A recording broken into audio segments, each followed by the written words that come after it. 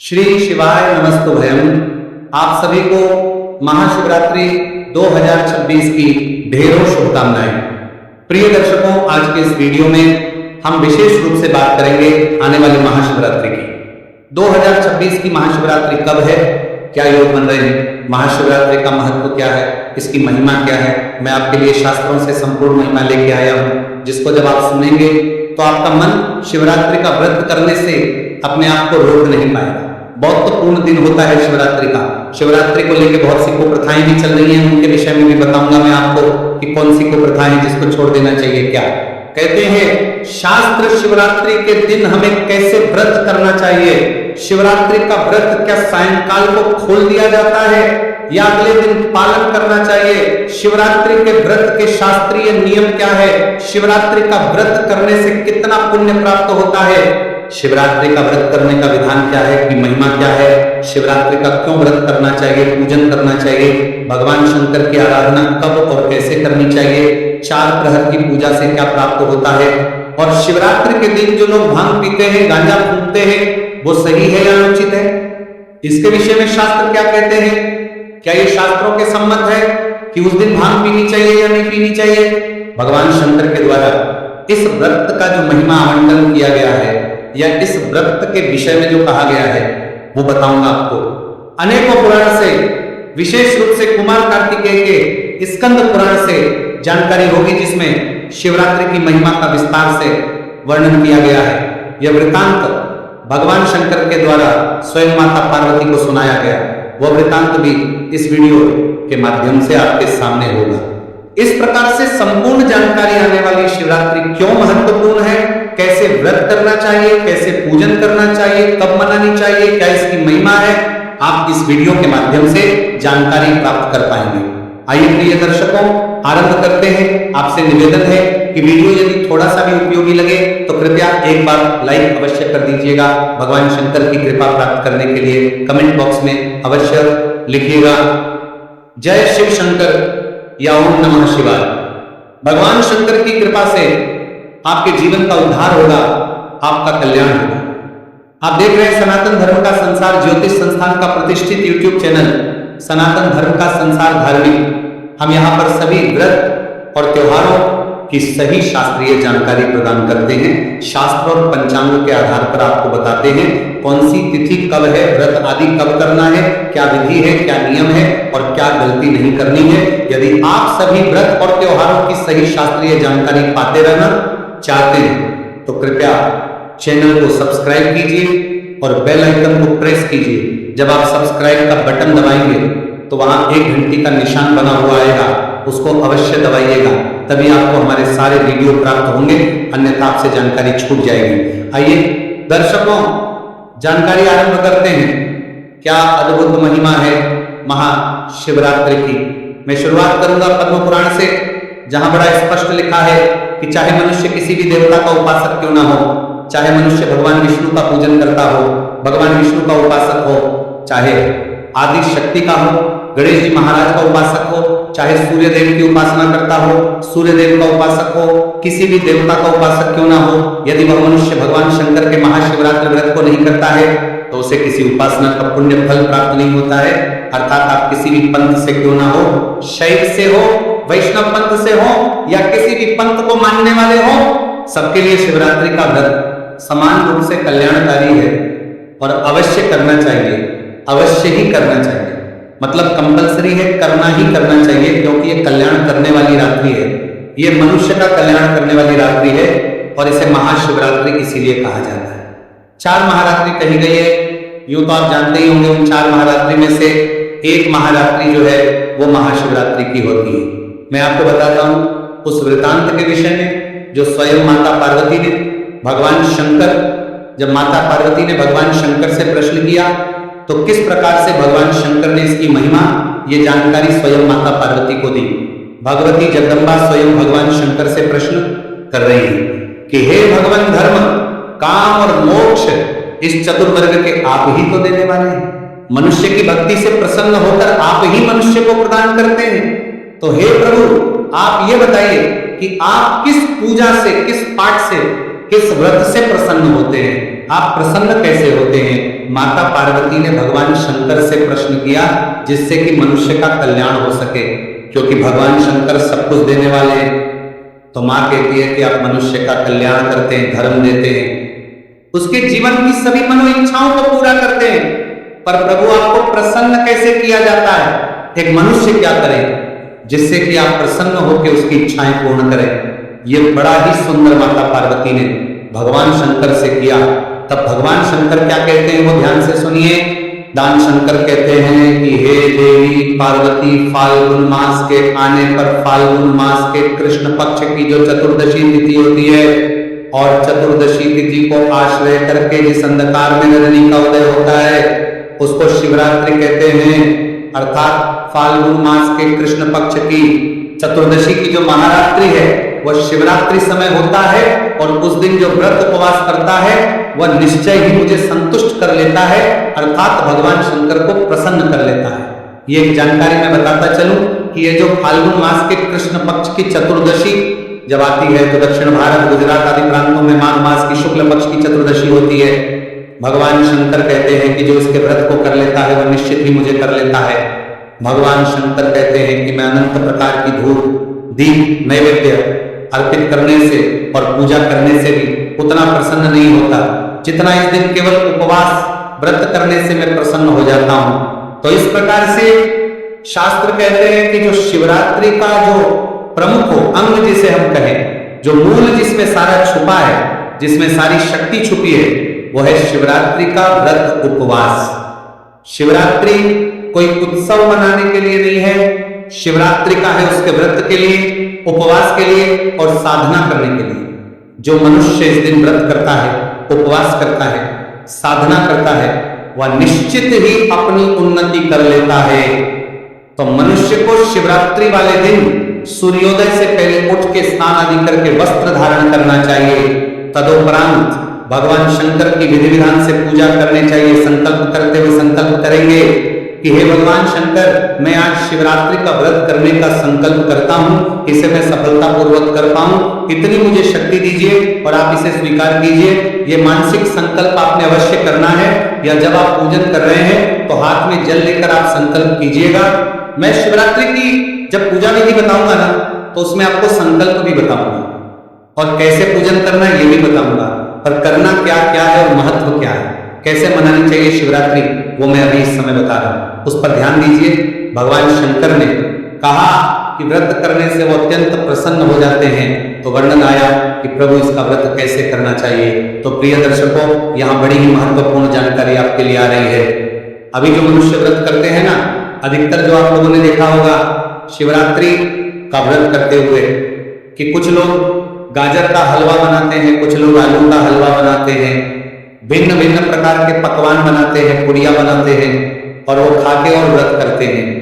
अर्थात दिन में सुबह पूजा पाठ करी, स्नान किया, भगवान को स्नान कराया और उसके बाद अपना व्रत खोल लेते हैं। तो प्रिय दर्शकों, शास्त्रों में साफ लिखा है कि ये इस प्रकार का व्रत नहीं है, इसे इस प्रकार से नहीं करना चाहिए। प्रिय भक्तों, अगर आप सभी ऐसा व्रत कर रहे हैं तो आपको ध्यान देने की आवश्यकता है, क्योंकि भगवान शंकर का ये व्रत इस प्रकार से नहीं किया जाता। भगवान शंकर का ये जो विशेष दिन, इसको इस प्रकार से खा पी के व्यर्थ ना गवाएं, इसको ऐसे ही ना जाने दीजिए। बड़ा महत्वपूर्ण दिन है, क्योंकि शिवरात्रि का व्रत साधारण व्रत नहीं है।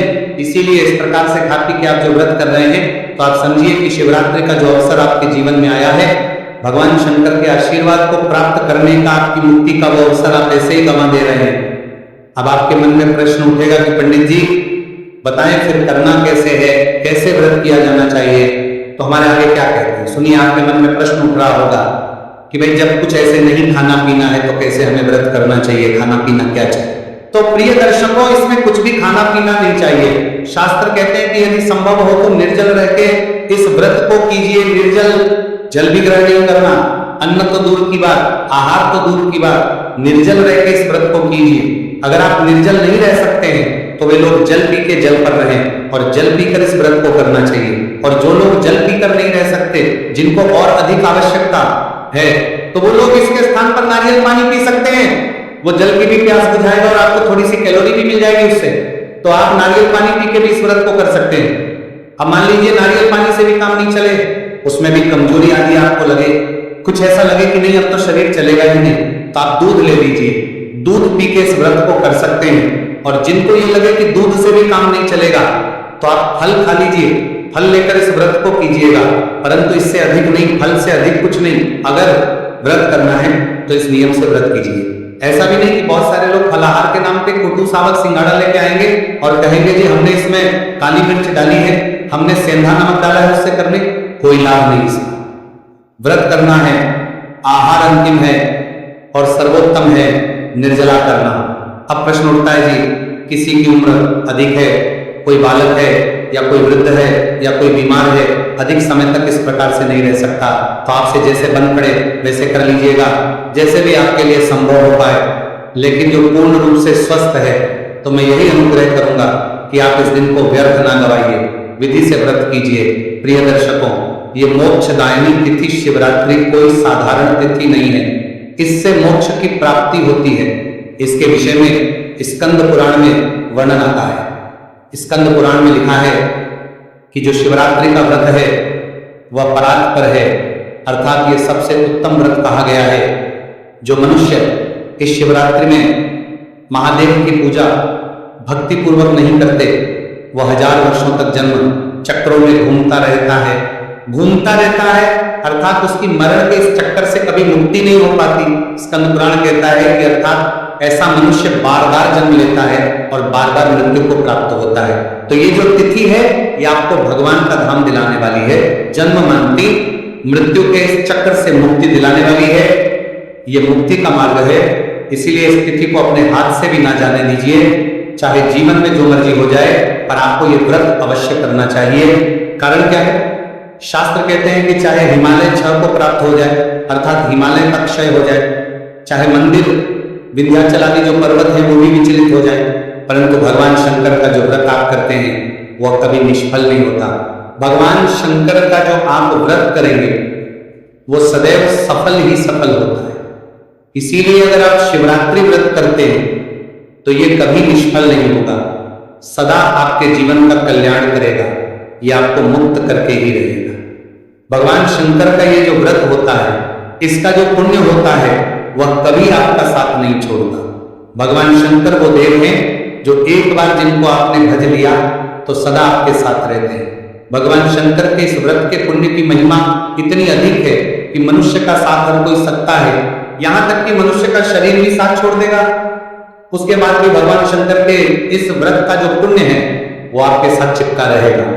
और जब ये पुण्य चिपका रहेगा तो वो आत्मा जब इस पृथ्वी लोक से आगे के रास्ते पर जाएगी तो उस पुण्य के प्रभाव से सीधी उसकी मुक्ति हो जाएगी, तृप्ति हो जाएगी।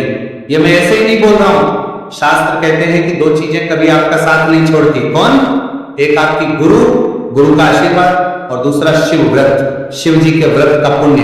ये कभी आपका साथ नहीं छोड़ते जब तक आप शिवत्व को, भगवान शिव के धाम को प्राप्त नहीं कर लेते। तो ये जो पुण्य है कोई साधारण पुण्य नहीं, इसको वज्र पुण्य कहा गया है, जो कभी नष्ट नहीं होता, किसी के द्वारा नष्ट नहीं किया जा सकता, केवल मनुष्य का कल्याण करता है। शिवरात्रि का अभिप्राय ही है आनंदमयी कल्याणमयी रात्रि। ये मनुष्य का आनंद करने के लिए और कल्याण करने आती है। अगर हम भगवान शंकर के इस दिन के पूजन की बात करें तो 4 प्रकार के अंग पूजन के कहे गए हैं। जैसे 4 प्रहर होते हैं, उसी प्रकार से 4 प्रहर में अलग अलग चीजों से भगवान शंकर का पूजन किया जाता है। शास्त्र कहते हैं कि द्वितीय के चतुर्थी अर्थात भगवान शंकर के जो तो प्रथम प्रहर में दूध से स्नान कराना चाहिए, द्वितीय प्रहर में दही से स्नान कराना चाहिए, तृतीय प्रहर में ग्रथ से स्नान कराना चाहिए और चौथे प्रहर में शहद द्वारा भगवान का अभिषेक करना चाहिए। तो इस प्रकार से 4 प्रहर की पूजा भगवान शंकर की कही गई है। इसकी विधि मैं आपको बताऊंगा। 4 प्रहर की जो पूजा जब मैं दिखाऊंगा आपको तो वहां संपूर्ण विधि बताऊंगा। शास्त्र कहते हैं इस दिन जो भी आप पूजा पाठ दान पुण्य जप तप करते हैं उससे जो पुण्य प्राप्त होता है वह अक्षय होता है, उसका कोई नाश नहीं कर सकता। जो आपने आज शुभ कर्म किया वह अक्षय पुण्य देने वाला है। इस सृष्टि में ऐसा कोई है ही नहीं जो इस पुण्य का नाश कर सके, इसीलिए व्रत करना है, भगवान को स्नान कराना है। जितना हो सके ओम नमः शिवाय मंत्र का जप करना है, चारों प्रहर की पूजा कर सके तो चारों प्रहर की कीजिए। आपका अह कार्यभार कुछ ऐसा हो कि आपका जितना समय ना हो तो एक ही वक्त केवल पूजन करें, लेकिन पूजन करें अवश्य और जितना हो सके इसका व्रत कीजिएगा विधान से। इस प्रकार से मैं पूजा की जानकारी आपको दूंगा, उसका ध्यान दीजिएगा। यहाँ पर एक और महत्वपूर्ण जानकारी मैं देता जाऊं। कहा जाता है कि इस दिन भगवान को भांग का प्रसाद लगाना चाहिए और लोग इसी के सहारे स्वयं भांग पीते हैं और साथ में भांग पीने के साथ साथ गांजा फूकने लग गए हैं लोग।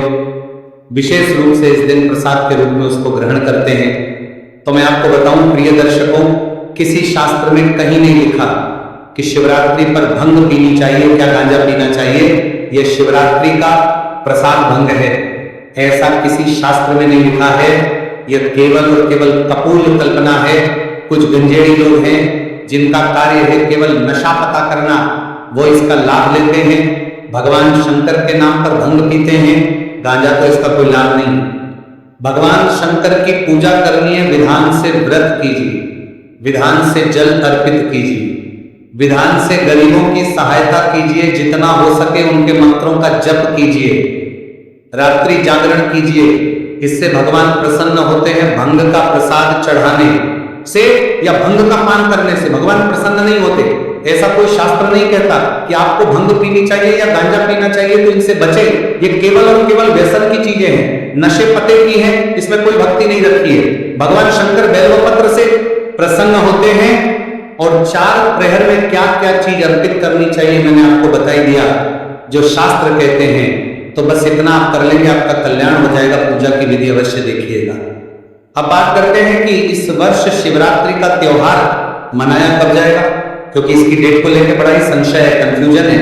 क्योंकि 15 तारीख को जो चतुर्दशी तिथि है ना, वो शुरू 15 तारीख की शाम को 5:04 पर और ये समाप्त होगी 16 तारीख को, 16 फरवरी को शाम को 5:34 पर।